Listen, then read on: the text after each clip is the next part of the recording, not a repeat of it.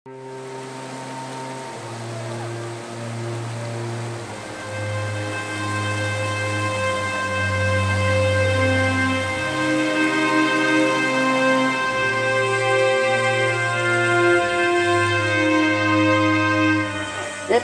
কয়েকটি স্থানে পাহাড় ধস হয়েছে।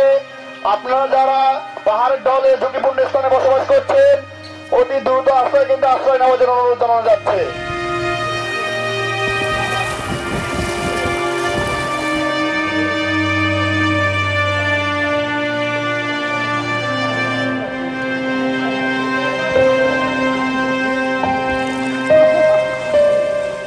বছর বছর এভাবে লস দিতে দিতে তো আমরা আসলে কৃষক যারা আছি তারা সবসময় ঋণগ্রস্ত হয়ে যাইতেছে। আমরা রান্ধন বাড়ান সব ছাদের উপরে, আমরা থাকি ছাদের উপরে, ঘরে তো দুপুর মতন কোনো ব্যবস্থা নেই, পানি সব ডুবে গেছে।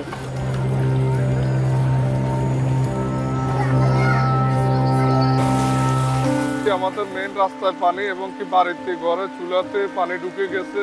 এই মাসের মধ্যে 2 বার আমার বন্যা হয়েছে। তাহলে এই বাঁধগুলা যে পড়ে গেছে, আগে একবার ভাঙছিল, ওই বাঁধগুলা কিন্তু মেরামত করে নাই সরকারে।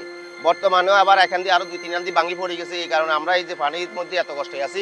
প্রতি বছর এই বন্যাটা হয়, এটার জন্য মানুষ অনেক দুর্ভিক্ষর মধ্যে থাকে, মানুষ অনেক কষ্টের মধ্যে থাকে। আমরা চাচ্ছি যে এটা স্থায়ীভাবে যেন এই বাঁধটা যেন কাজটা কমপ্লিট করে।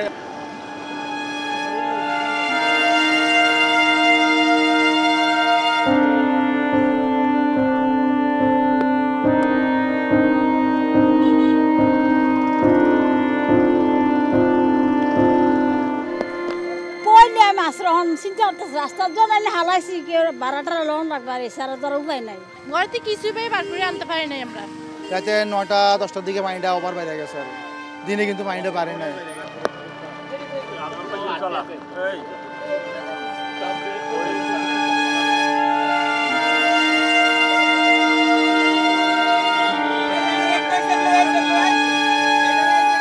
মাল চামড়া সব নষ্ট হয়ে গেছে। এখন যে খালি নিজে জানটা নিয়ে অন্য একটা বসবাস দিয়ে অন্য একটা বাড়িতে থাকে।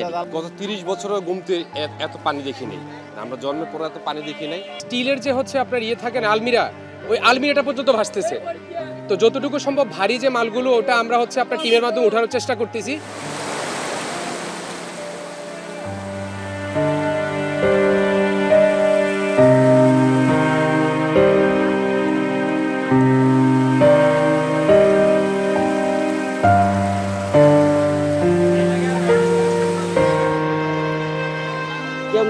রহিমপুর, বঙ্গোত্তর, কালকাপুর এবং এই আবদুল্লাপুর, এগুলার সামনগর দিকে চলে গেছে ইন্ডিয়ার পানি। ভিড় তো হতে গেছে, আমরা বুঝতে এবং জমি আমার উপর এইদিকে করছি, এটা চলে গেছে। আমার বাড়ির 70 দিকে ভারতের পানি একবারে চলে গেছে গা। আমি আমার ছেলে মেয়ে 9 জন লইয়া মানে বাড়ি সারা হইয়া স্কুলে আইয়া অবস্থান করি। মসজিদের মাইকে আমরা অ্যানাউন্স করে দিয়েছি, যারা যারা আছে আমরা স্কুলের ভিতরে এদেরকে করছি। এখন বর্তমানের অবস্থা খুবই খারাপ, রাত্রি মনে হচ্ছে আরো বিপর্যয় লক্ষ্য করা যাচ্ছে তার উপরে।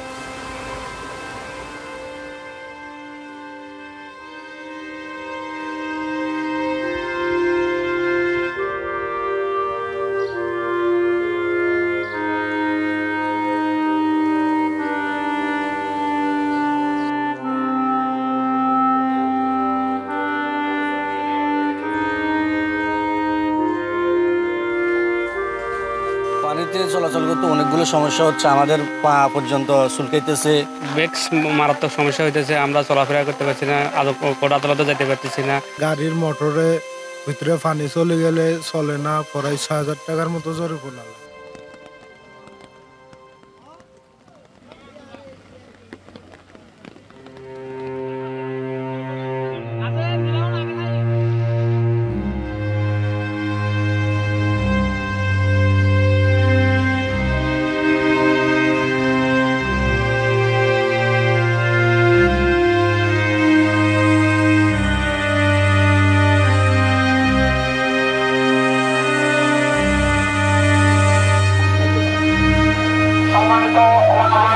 ইতিমধ্যে কয়েকটি স্থানে পাহাড় ধস হয়েছে। আপনারা যারা পাহাড়ের ঢলে ঝুঁকিপূর্ণ স্থানে বসবাস করছেন, অতি দ্রুত আশ্রয় কিন্তু আশ্রয় নেওয়ার জন্য অনুরোধ জানানো যাচ্ছে।